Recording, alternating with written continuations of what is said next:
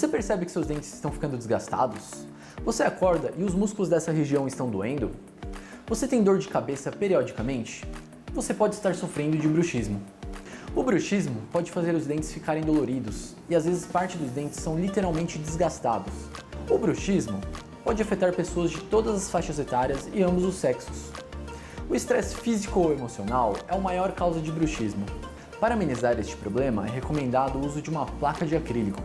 Este dispositivo, além de proteger seu dente do desgaste, irá acostumar seus dentes a ficarem levemente desencostados. Dentes saudáveis, qualidade de vida. Agende sua consulta.